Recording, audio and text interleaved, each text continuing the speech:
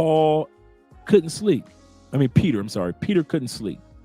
They had been traveling with Jesus for a few months, and he couldn't sleep. Neither could Matthew. So Matthew walks over to Peter and says, "Hey, man, what's the matter, man? What's going on, man? Why can't you sleep? I know I can't sleep, but why can't you sleep?" So Peter tells Matthew in the series, he said, "Man, I told my wife," because according to the Bible, Peter had a family.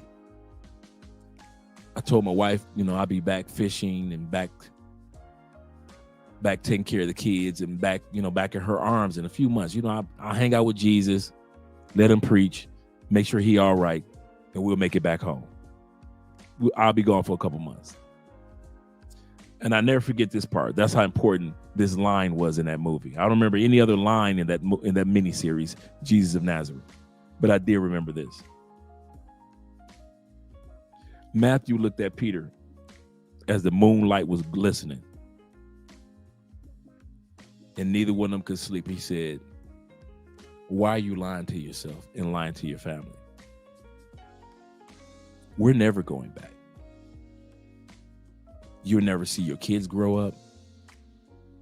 You'll never see your wife again. You'll never go fishing again." Because he camera panned to Jesus while Jesus was asleep, because we know who he actually is. It says we know who he is. We're never going back. When it comes to some of you brothers that are like me, using your passports as often as you do, the United States that you know, the black community, stop lying to yourself. You're never going back. You'll never be a part of the barbecues on a regular basis. You never enjoy TGIF. Thank God it's Friday, I'm getting off work. You'll never sit back and see high school prom dresses and suits that little young nieces that you saw that were young, now they're about to go to the prom. You won't enjoy that moment. You're not going back. Because just like in that miniseries, you got your passports and you know what's out there now. And for you to go back is to lie to yourself and pretend like everything that you saw around the world never happened. That's why it's hard for the passport bros to stay a part of the community. And we're going to end with this last one. We spoke about it. Change. Let's go back to this real quick. Shout out to my brother being in the building. He said, for real, my bat cave is Eastern Balkans. And oh man, look that area up. I heard of the Eastern Balkans, but I've never really did my homework on it. That gives me something to study. Thank you, brother.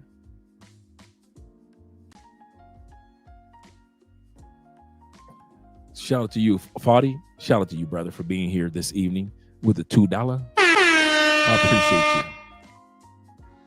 Last one tonight is the last reason why passport bros are no longer a part of the black community. Not because we're not black, because we are. Not that we don't support what's going on back home. We do. We encourage you to continue to fight the good fight.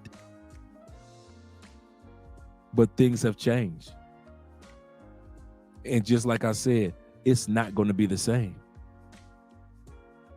Time changes all things. You've changed since you left. In the United States, in the black community, has changed since you left. It's not the same.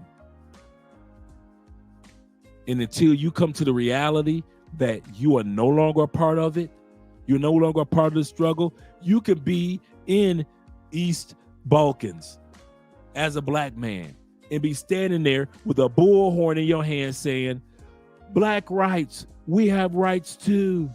I am a man. And you look like a dang fool. Sir, what do you got the bullhorn for? Can we talk to you? Yes, I'm speaking on behalf of my black people back in the United States. What? Wait a minute, you ain't got that bullhorn for people here in this country? No, this is for my people back in the States. Sir, if you don't sit your drunk tail down somewhere.